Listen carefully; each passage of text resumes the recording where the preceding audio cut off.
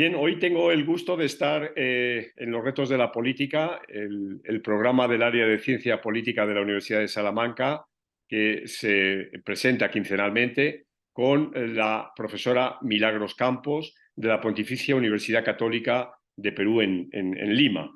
Querida Milagros, bienvenida y ya sabes, la pregunta es la del título del programa. ¿Cuáles son, en tu opinión, los retos de la política?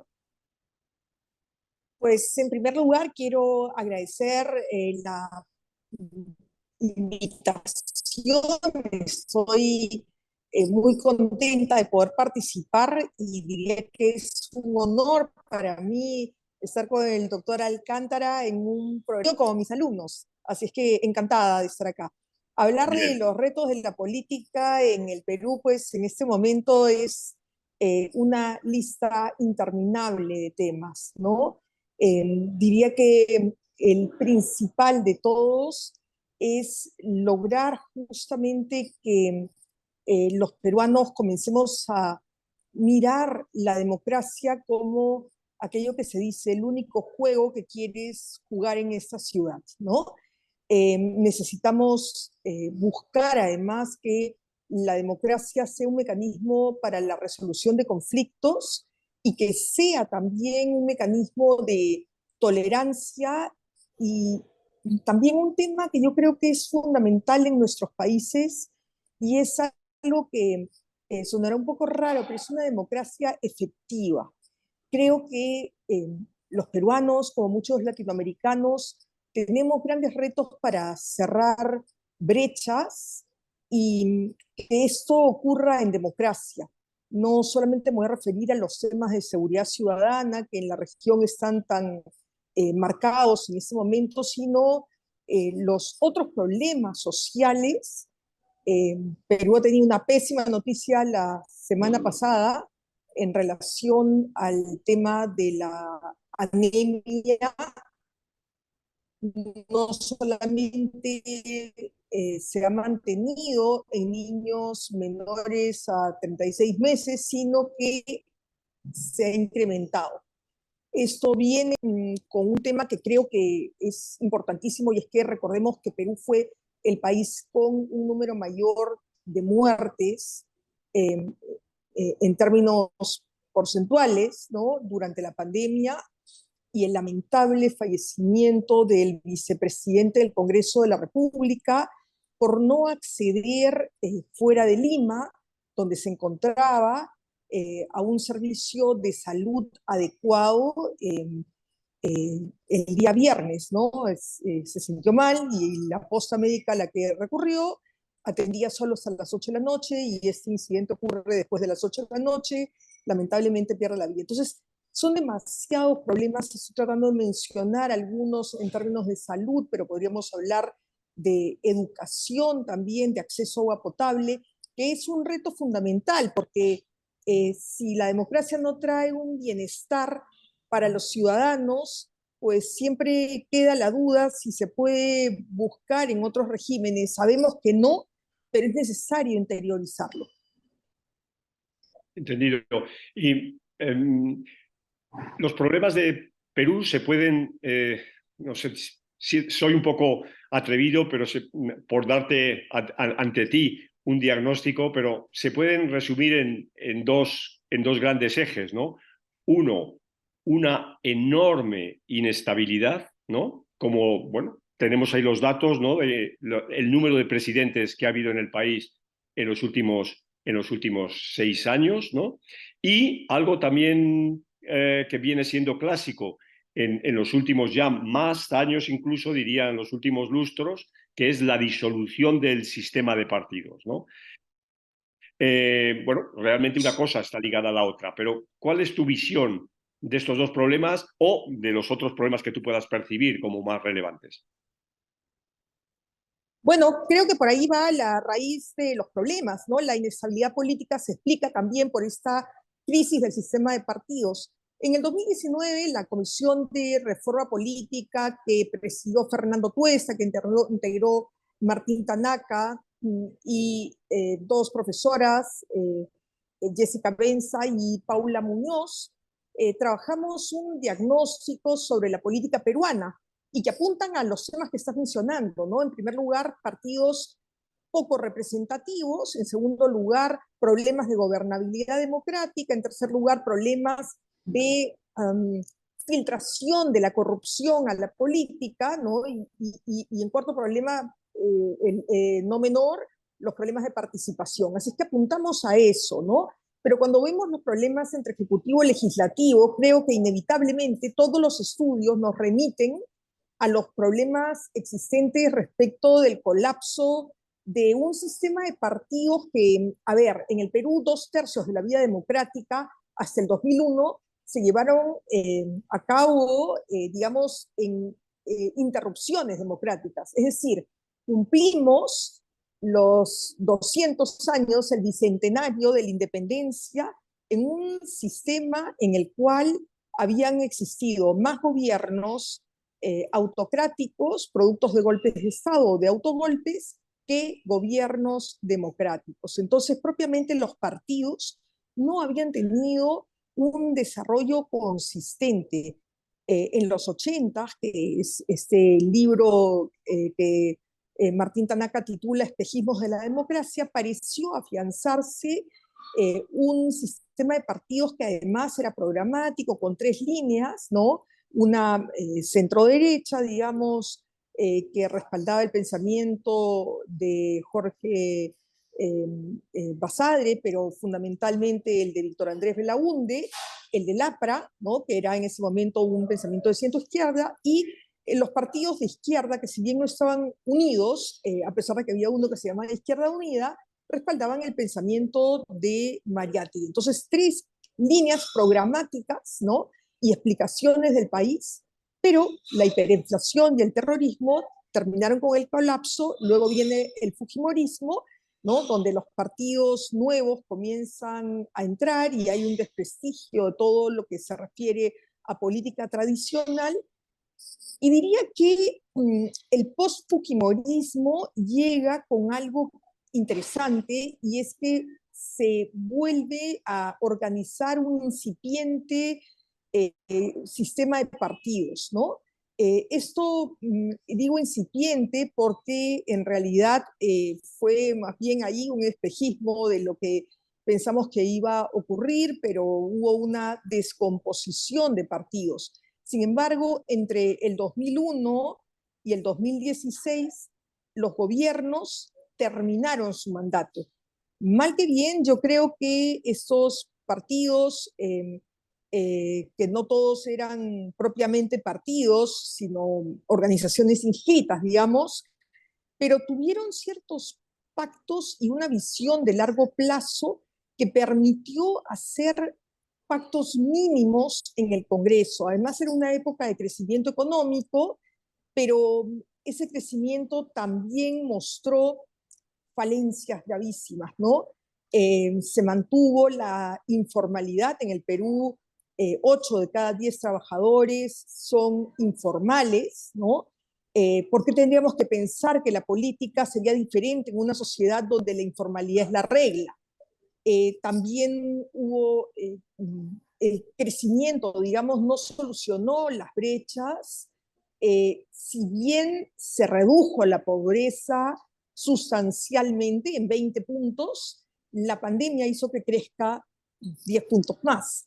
Pero yo creo que no solamente es el tema de la pandemia y los problemas derivados de una crisis política, o lo que he llamado una triple crisis en general. Tenemos un término común para definir lo que vivió el Perú a partir del 2016. El primer gobierno dividido de nuestra historia, donde Pedro Pablo Kuczynski, con un partido personalista que se llamaba PPK, Peruanos por el Cambio, controló solo el 14% de escaños, y Fuerza Popular tenía el 56% de escaños. Es decir, no solamente era un presidente sin mayoría, sino que adicionalmente teníamos un Congreso con una mayoría absoluta de otro partido, que fue Fuerza Popular, y que sintió desde el primer día que le habían arranchado malamente el triunfo electoral, digamos, ¿no?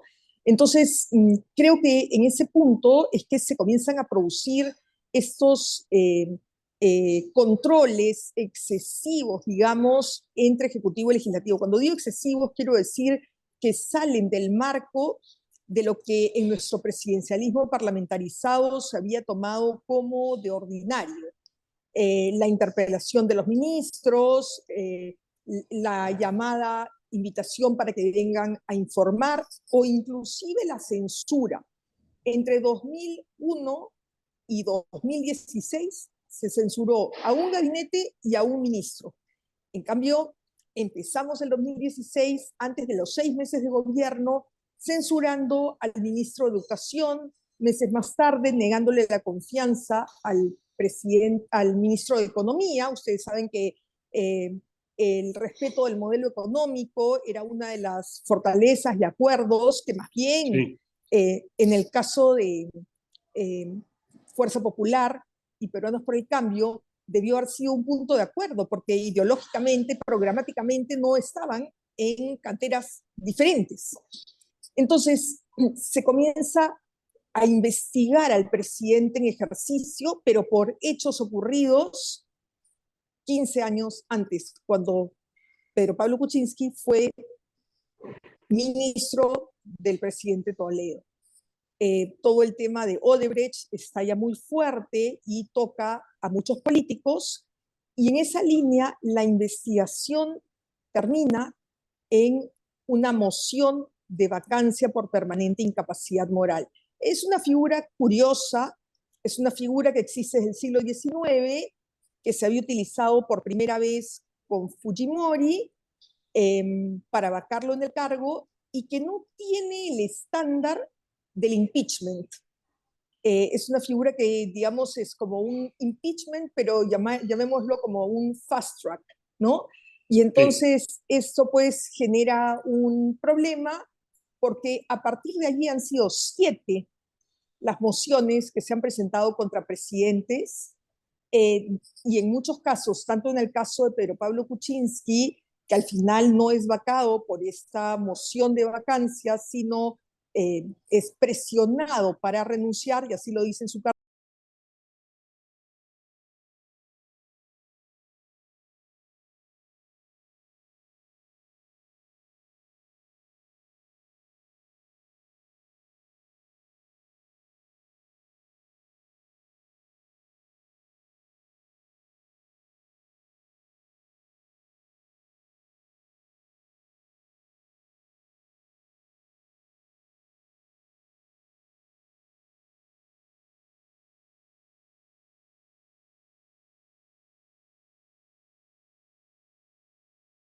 Diseño disfuncional puede funcionar si los actores políticos lo hacen funcionar. Estoy tratando de Correcto. parafrasear a Sartori. Eso no ha ocurrido, porque además, desde el 2018 se prohibió la reelección parlamentaria. Entonces, los congresistas y en general también las autoridades subnacionales no tienen una mirada de largo plazo. No la tienen porque en un país en el que no hay carreras políticas, porque hay una altísima volatilidad, tenemos esos problemas de ausencia de carreras políticas, de pactos de largo plazo que han colocado al Perú en una situación de inestabilidad. En ese contexto, al que agrego polarización, es que se elige al presidente Castillo, ¿no? Un contexto de mucha polarización, además de volatilidad, de inestabilidad política, y a una persona que, como lo han llamado Rodrigo Barnechea y Alberto Vergara, Daniel Encina, se trata pues de un outsider multifuncional, digamos, o multidimensional, ¿no? Sí, Castillo mostró una improvisación muy grande, y su golpe de Estado, o digamos, interrupción democrática, porque pretendió disolver el Congreso sin tener el marco constitucional para hacerlo, lo hace también de una manera muy improvisada y con pronunciamientos inmediatos. Pues en media hora teníamos pronunciamientos de una docena de instituciones estatales, de altos funcionarios, y en 2 horas se le tomó preso Sí. por quebrar el orden constitucional, ¿no? Milagros, el Perú fue pionero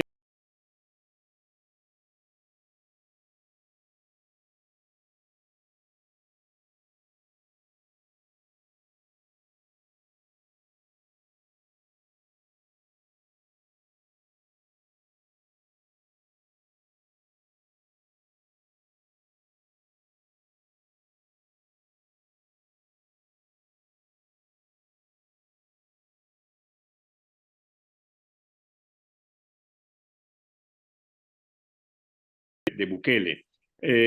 Es un modelo que pensábamos que estaba gastado, pero no lo está, por lo que acabo de decir. Pero es un modelo gastado para Perú. ¿Puede haber otro Fujimori?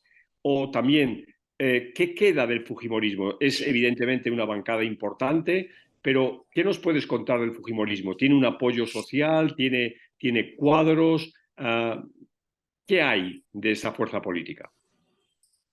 En un contexto de partidos poco representativos, diría que el Fujimorismo es lo más cercano a un partido político actualmente.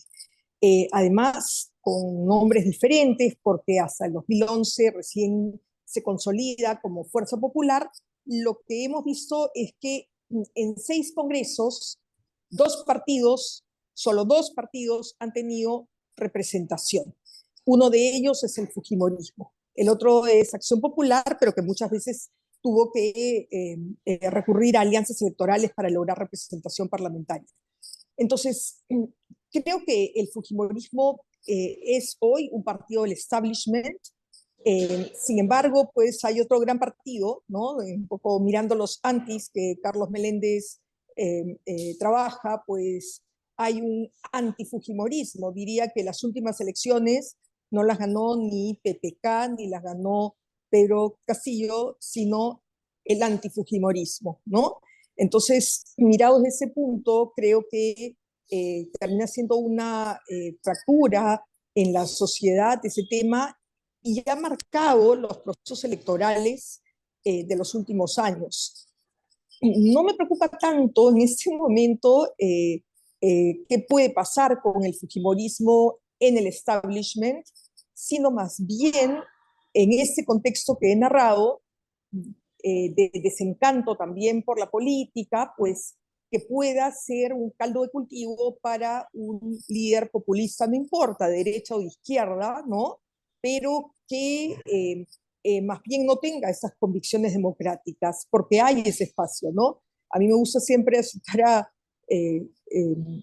Adam Shirosky en el sentido de lo que puede significar eh, ir a votar permanentemente y no ver que nada cambie y cómo ese desencanto puede terminar haciendo que se dirija la mirada hacia otras opciones. Ese es uno de los grandes riesgos que tiene la política y la democracia en nuestro país en este momento. Hablemos ya para ir terminando de la presidenta, de Dina Boluarte. ¿Cómo juzgas su actuación hasta ahora? Y segunda pregunta, ¿cómo prevés tú el futuro a corto o medio plazo? Su futuro. A ver, acaba de salir la encuesta de poder en el Perú. Y curiosamente, a diferencia de lo que ha ocurrido en los últimos años, la presidenta aparece como la persona más poderosa, empatada con su presidente del Consejo de Ministros. Léase bien que en el Perú tenemos un presidencialismo que por más de que sea parlamentarizado, está bien distante de un régimen parlamentario o un semipresidencialismo. Es decir, el presidente del Consejo de Ministros no tiene funciones propias. En la percepción de la gente aparece, sin embargo, como una de las personas que sostiene a la presidenta. Creo que esa lectura es adecuada, no es una encuesta popular, es una encuesta en líderes de opinión, pero que se percibe esta sensación de que la presidenta comparte el poder con el presidente del Consejo de Ministros y la institución más poderosa no es el Poder Ejecutivo, sino el Congreso de la República. y es porque también la permanencia en el cargo de la presidenta depende exclusivamente del Congreso de la República. Porque, a ver, Dina Boluarte se afilia para ser candidata junto con Pedro Castillo. Estamos frente a dos casos idénticos. Pedro Castillo y Dina Boluarte no pertenecían a Perú Libre, se afilian para ser candidatos y, aún siendo presidente Pedro Castillo y Dina Boluarte como ministra de Pedro Castillo y además vicepresidenta, renuncian a Perú Libre. Esto ocurre durante el gobierno de Pedro Castillo. Ella deja de ser ministra 2 meses antes aproximadamente de su destitución por el golpe de Estado. Sin embargo, fíjense que Dina Boluarte, al llegar a la presidencia, se configura como una presidenta respaldada más bien por el bloque de derecha en el Congreso.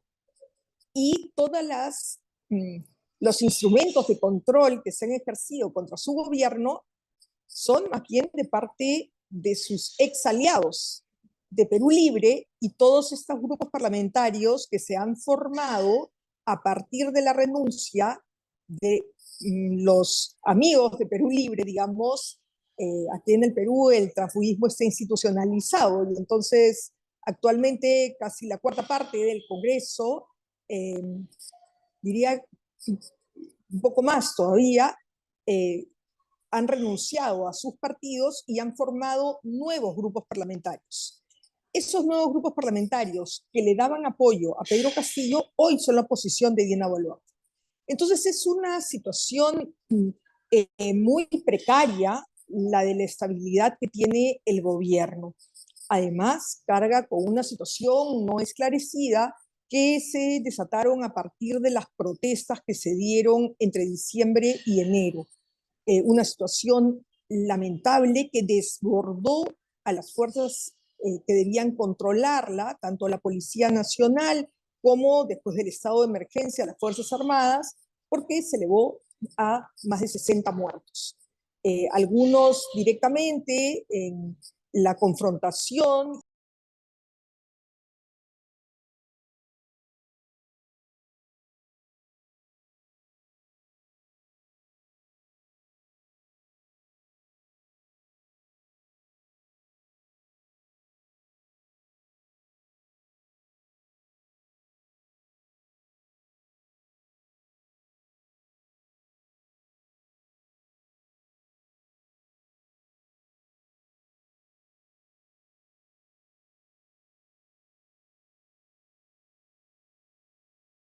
Y la proyección ha hecho nuevamente que exista una nueva polarización en el Perú sobre estos hechos, ¿no? Y incluso que fueron materia de pronunciamientos de organizaciones internacionales. Entonces, Entendido. es difícil prever en el Perú qué va a pasar, ¿no? Es muy difícil. El gobierno debería acabar en el 2026. El promedio de los presidentes ha sido de 15 meses desde el 2016 hasta ahora, ¿no?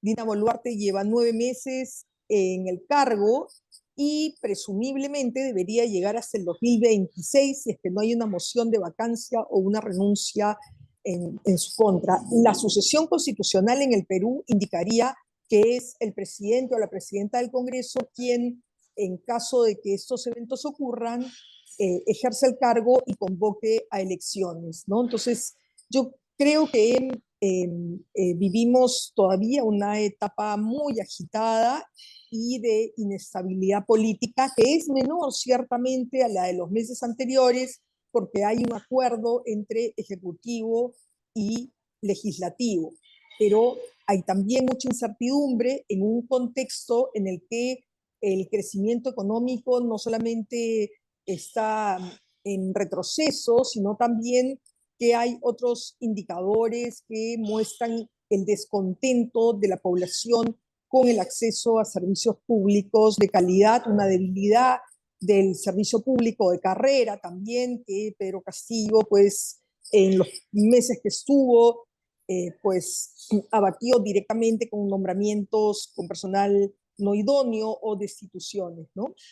Mil gracias, Milagros. Yo creo que has hecho un panorama dentro de la desolación del país, pero un panorama intelectualmente impecable. Te lo agradezco enormemente y seguimos en contacto. Un gran abrazo.